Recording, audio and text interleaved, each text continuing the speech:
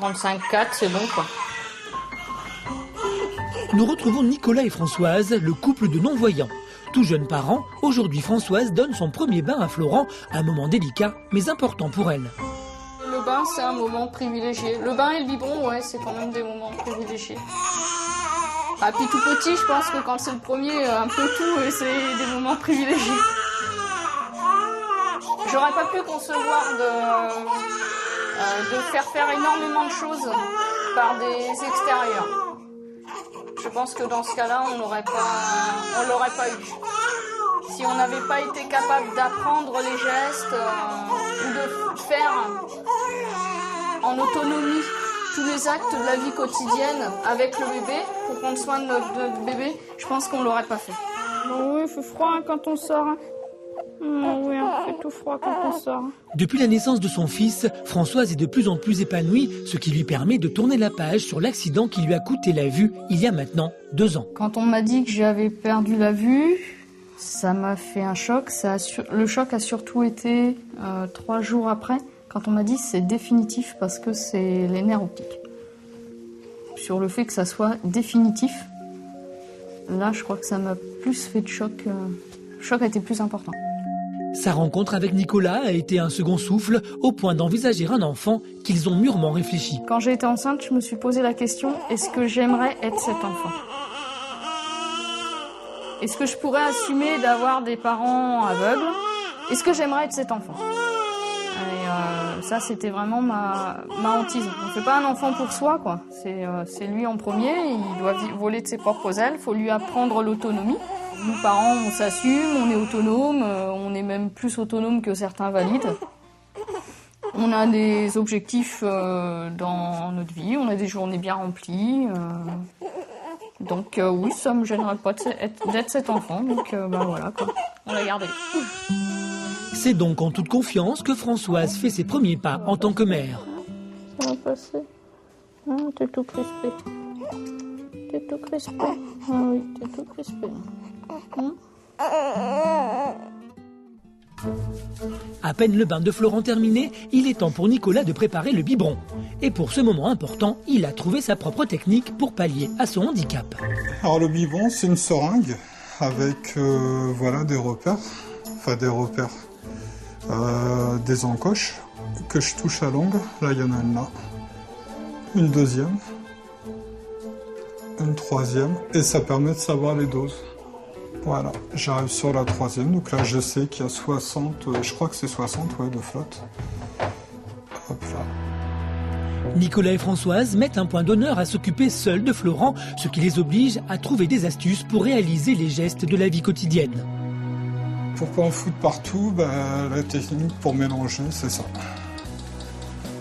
Ça, c'est des choses qu'on nous a montré aussi au niveau des auxiliaires de puéricultrice. Ça permet de pas en mettre partout, quoi. Voilà.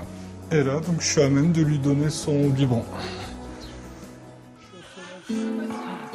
Tout comme Françoise, Nicolas a perdu la vue depuis 2 ans à la suite d'un accident. Un tournant tragique qui ne l'a pas empêché de reprendre une vie normale. J'ai fait mal les os volants. Et j'ai percuté un 38 tonnes dans le haut d'une côte qui s'est retourné sur ma voiture. Et donc les médecins m'ont expliqué, on a un nerf optique qui relie les 2 yeux, un peu sur le même fonctionnement que la colonne vertébrale. Donc moi j'ai plus de connexion au niveau des yeux. Aussitôt j'ai voulu apprendre à vivre. Ouais. Différemment des autres, mais réapprendre à vivre. C'était pas un défi pour moi de dire aux autres, voyez, un non-voyant est capable de faire ça avec un bébé, quoi. Donc non, je dirais c'est plus la conclusion d'une belle histoire d'amour, tout simplement. Sans que le handicap ne rentre en ligne de compte. Et si on vit dans un monde de voyants, je me dis pas t'as gagné par rapport au handicap, non, quoi. Je me dis on est comme des parents normaux. Nicolas et Françoise ont tous les deux su rebondir suite à leur accident. C'est sans doute ce qui les a rapprochés et permis de vivre une belle histoire. Je suis claqué. Faut attendre un petit peu qu'il fasse ses nuits, là. Trop les articles. Le bébé, ça commence. Ah bah ça sera encore mieux quand il fera ses nuits. Ah. Ça sera plus cool. Oh, attends, qu'on se plaigne pas, il sera avec que 2 fois par nuit.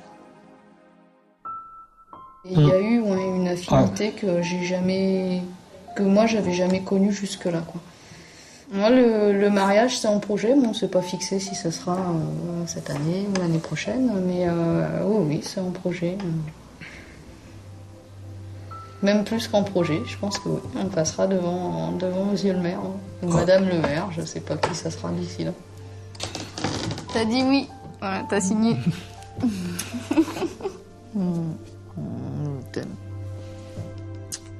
Nicolas et Françoise sont sereins quant à leur avenir et se sentent tout à fait capables d'élever seuls leur enfant. Pour autant, ils savent qu'ils n'ont pas le droit à la moindre erreur.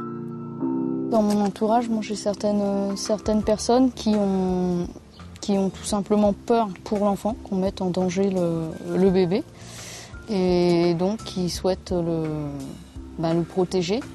Et je sais que si jamais s'il tombe ou s'il y a une chute, même qui est immanquable, quoi, où tous les gamins, il y en a qui se fracturent, il y en a qui se coupent, il y en a qui s'ouvrent. Je sais que de derrière, il risque de déclencher un signalement de mise en danger, un signalement sur l'enfant, quoi. Donc pas spécialement contre nous, mais pour protéger cet enfant. Et c'est vrai que ça, c'est difficile. On sait que pour la moindre chute, qu'on ne passera rien. Nicolas et Françoise prennent vite leurs repères dans leur vie de nouveaux parents. Mais ils savent que le chemin est encore long pour prouver leur légitimité. Y parviendront-ils? Au début, j'ai eu un petit peu peur, parce que bon, un bébé, c'est quand même pas une poupée.